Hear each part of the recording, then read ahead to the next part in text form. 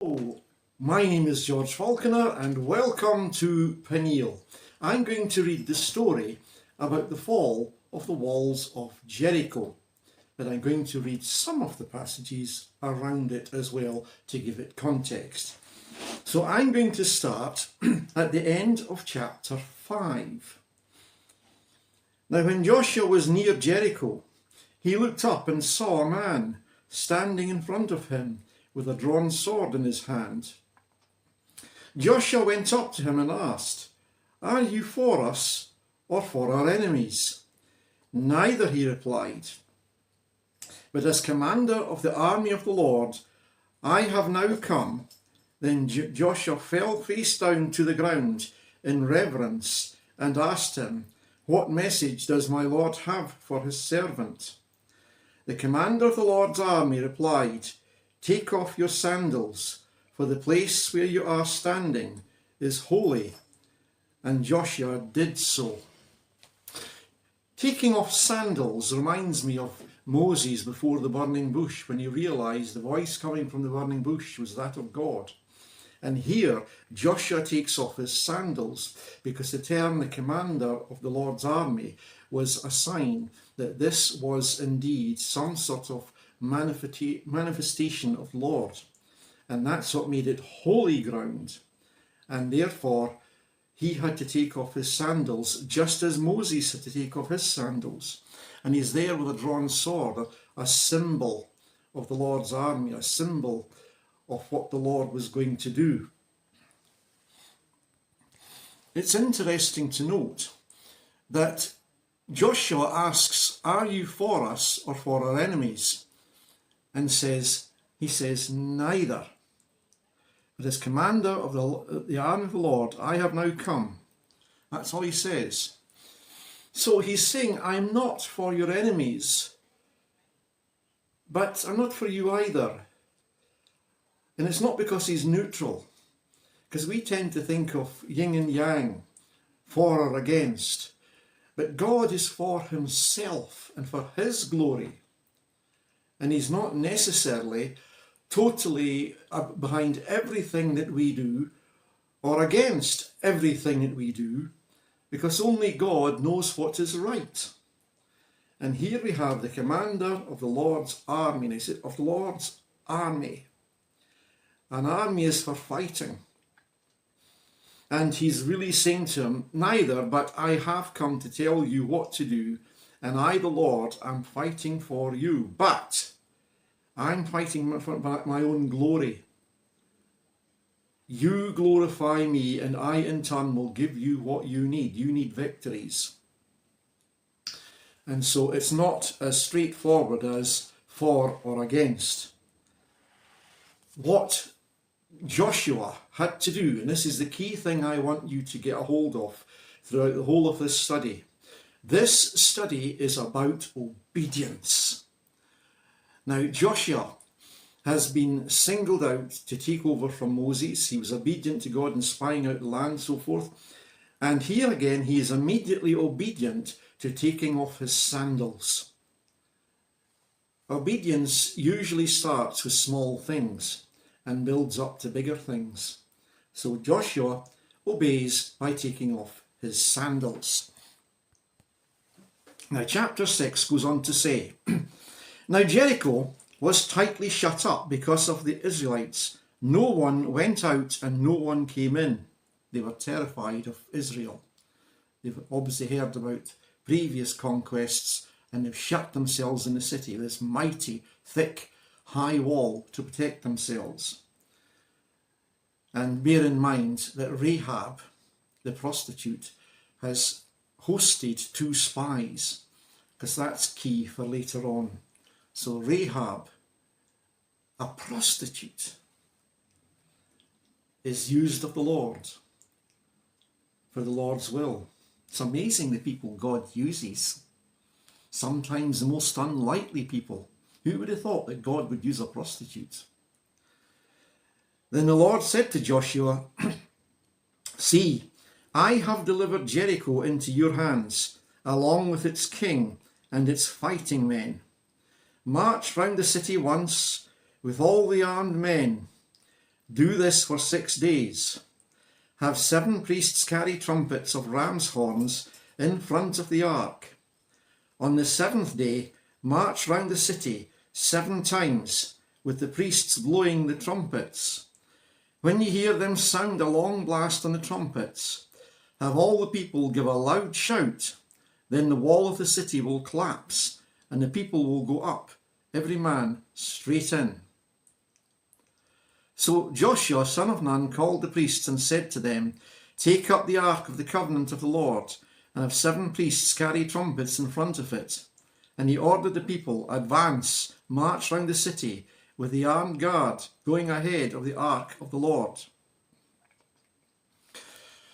So Joshua passes on God's instructions. Now, they seem terribly strange, because how was this going to conquer a city? But it's obedience that's the key thing. Joshua had to obey, and the whole nation of Israel had to obey. And they were to march around the city. So Joshua passes on God's instructions. Now, they seem terribly strange, because how was this going to conquer a city? But it's obedience that's the key thing. Joshua had to obey, and the whole nation of Israel had to obey. And they were to march around the city once a day for 6 days, and march in silence, carrying the ark of the Lord. Now, the ark of the Lord, we know, had the 2 tablets of the 10 Commandments inside it, but it was also symbolic of God's presence. God was somehow present in the ark. They're really showing off God for the people of this city on the walls to see the ark of the Lord going round the city, and knowing that this God has conquered others. And they to go round in silence. That was unusual, because normally an army marches making a noise and blowing their trumpets and making as much noise as they possibly can to terrify people. But they had to go round in silence. They were not to shout until the 7th day, and shout on command. And on the 7th day, they didn't just go round once, they had to go round 7 times. And when the long blast was on the horns, that's when Joshua commanded them to shout, and the walls came tumbling down. And it's not the vibrations from the trumpets that caused this wall to fall down. It's God that causes it to fall down. God does things, but he expects us to obey his commands. We might have to patiently wait for something and pray. God has commanded us to pray and ask for things. And he's also commanded us to bring before him our sins and confess them. And there might be a whole host of other things that I can't think of just now. God has commanded us to do. And we have to live in obedience. And if we live in obedience, then we enjoy God's blessing, whatever that blessing is. We certainly nowadays know that we enjoy his blessing as Lord and Saviour. Without him, we are doomed, and without him, we can do nothing. With God, all things are possible. When Joshua had spoken to the people, the 7 priests carrying the 7 trumpets before the Lord went forward. Now, I take it for granted that the ark of the Lord was carried on the poles and carried in the prescribed fashion that God had told Moses it had to be carried, and it had been carried through the wilderness up until now. And remember, later on, Uzzah, when the ark was being rescued from the enemies and put on a cart and carried that way, and the cart stumbled, and Uzzah reached out his hand and touched it, which he wasn't allowed to do, and it certainly shouldn't have been on a cart. it had to be carried by Levite priests. And Uzzah was struck down, because well-meaning though he was disobedient. And that was a sign to everyone else. Take God seriously. We tend to have a Jessified view of God, that God doesn't judge us and God doesn't take sin seriously. Yes, he does. He takes it so seriously that Jesus came and paid for it with his life. And because sin couldn't hold him, because he was perfect, he rose from the dead. He takes it very seriously indeed. We tend to take it too light-heartedly. When Joshua had spoken to the people, the 7 priests carrying the 7 trumpets before the Lord went forward, blowing their trumpets, and the ark of the Lord's covenant followed them. The armed guard marched ahead of the priests, who blew the trumpets, and the rear guard followed the ark. That's what you would expect, of course. And the ark is being carried round the city, so that everyone on those walls can see the ark and tremble at what might be coming and what we now know was coming. The ark is the key thing, not the army. The army certainly will be used, but it's the ark that's important, because the ark, where the ark is, that's where God was. But Joshua had commanded the people, do not give a war cry, do not raise your voices, do not say a word until the day I tell you to shout, then shout. So he's given clear instructions, so there's no ambiguity about how they are to obey the Lord. Do not say a word until the day I tell you about then shout. So he had the ark of the Lord carried round the city, circling it once. Then the people returned to camp and spent the night there. So they went back there to sleep and obviously have discussions and talk about what they'd done that day. And I don't know if he told them that God had promised the walls would be tumbling down, but they acted in obedience to what Joshua told them God had said to them. Joshua got up early the next morning, and the priests took up the ark of the Lord.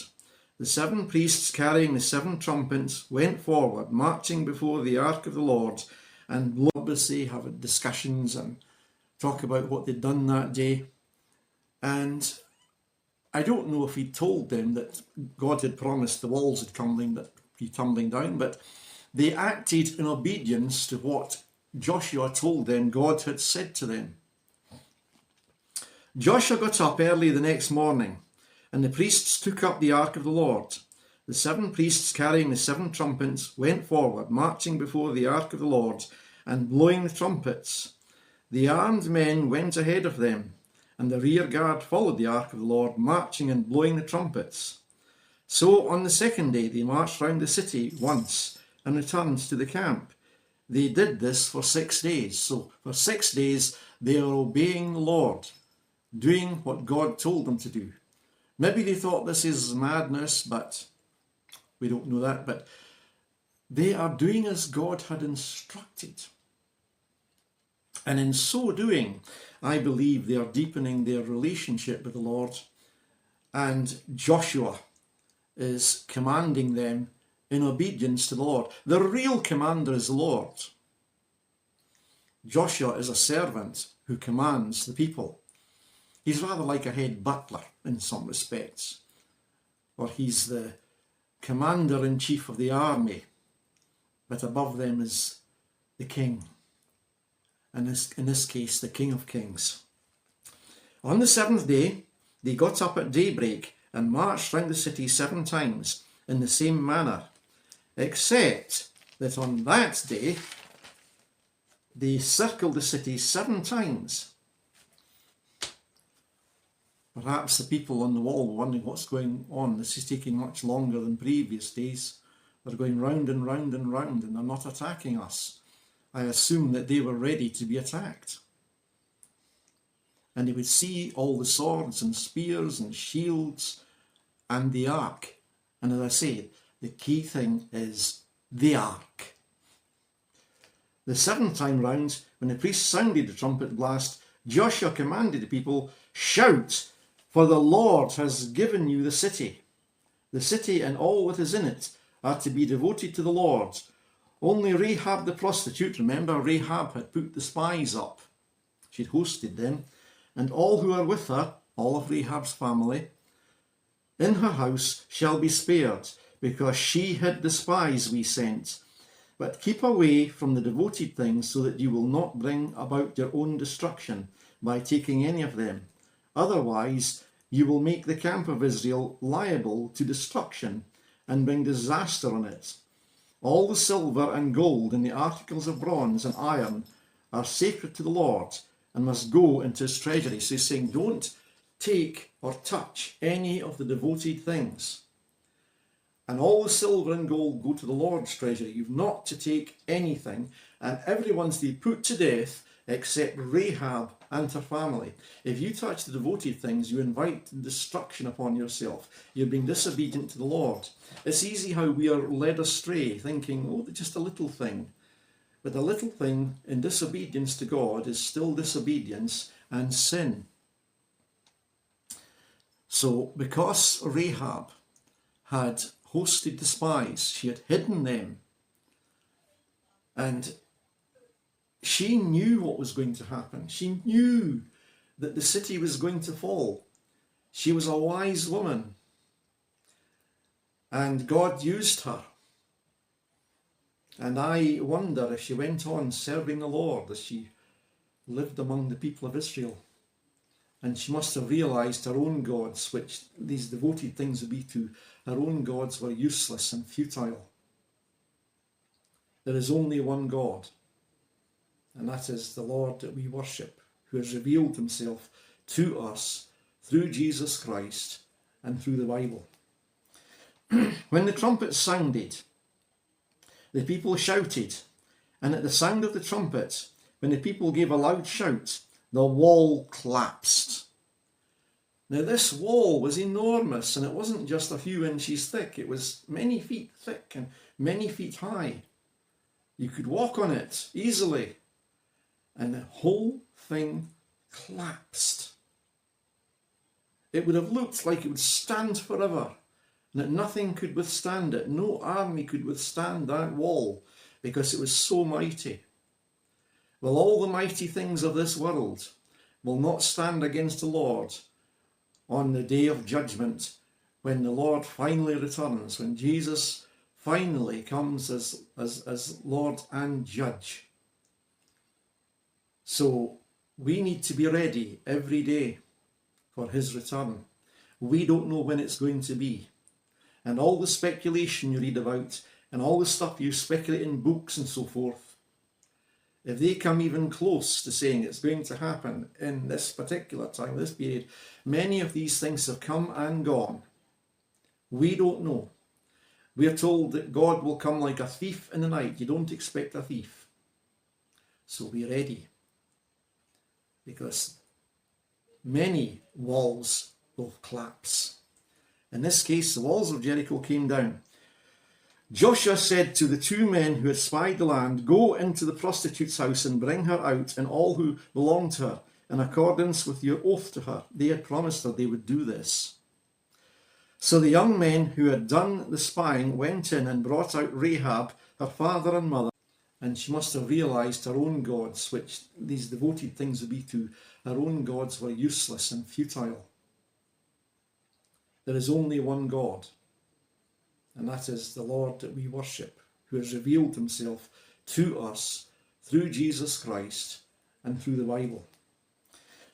When the trumpet sounded, the people shouted, and at the sound of the trumpet, when the people gave a loud shout, the wall collapsed. Now this wall was enormous, and it wasn't just a few inches thick, it was many feet thick and many feet high. You could walk on it easily, and the whole thing collapsed. It would have looked like it would stand forever, and that nothing could withstand it. No army could withstand that wall because it was so mighty. Well, all the mighty things of this world will not stand against the Lord on the day of judgment, when the Lord finally returns, when Jesus finally comes as Lord and Judge. So we need to be ready every day for his return. We don't know when it's going to be. And all the speculation you read about, and all the stuff you speculate in books and so forth, if they come even close to saying it's going to happen in this particular time, this period, many of these things have come and gone. We don't know. We are told that God will come like a thief in the night. You don't expect a thief. So be ready, because many walls will collapse. In this case, the walls of Jericho came down. Joshua said to the 2 men who had spied the land, "Go into the prostitute's house and bring her out and all who belong to her, in accordance with your oath to her." They had promised her they would do this. So the young men who had done the spying went in and brought out Rahab, her father and mother, and brothers, and all who belonged to her. They brought out her entire family and put them in a place outside the camp of Israel. So they've taken them outside of the wall. The house is in the wall. They've taken it out of the wall and put them outside the camp of Israel, where they would be safe. Then they burned the whole city and everything in it. But they put the silver and gold and the articles of bronze and iron into the treasury of the Lord's house. But Joshua spared Rahab the prostitute with her family and all who belonged to her, because she hid the men Joshua had sent as spies to Jericho. Remember, Joshua himself knew what it was to be a spy. He had been one of the 12 spies who went out to spy out the land. So he had experience and may have told them how to do the job, how to spy out the land. And she lives among the Israelites to this day. So, at the time of writing, Rahab was still living amongst the people of Israel, God's people. At that time, Joshua pronounced the solemn oath, "Cursed before the Lord is the man who undertakes to rebuild this city, Jericho. At the cost of his firstborn son will he lay its foundations. At the cost of his youngest will he set up its gates." So the Lord was with Joshua, and his fame spread throughout the land. And we are inclined to finish there. Happy ending for the people of Israel. Oh dear, that's not the end. I'm puzzled at the chapter and verse divisions sometimes in the Bible, because they seem to draw these divisions at very strange places. I started off in chapter 5, the end bit, where Joshua meets the man who is in fact God. Now, I would have thought that's the start of the story, but it's the end of chapter 5. I've gone to chapter 6, and the next bit is chapter 7, where the story continues as a warning to us. Bear in mind, Joshua's told them not to touch the devoted things, and all the silver and gold go to the Lord's treasury. You don't take things for yourself. However, there was one man, and we read about him in chapter 7.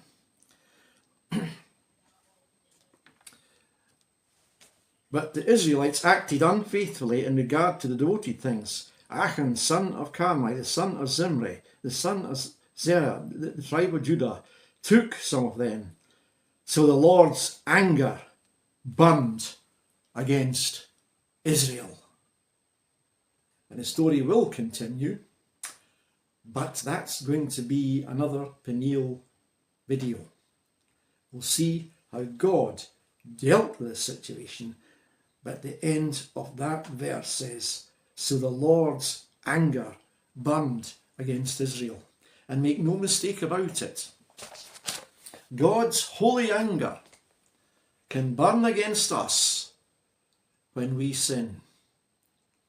We tend to think that sin is cheap, but it's not. It costs the Lord everything. And the disobedience, in this case, of one man had penalties for the whole nation. But if you want to know more about it, watch the next video.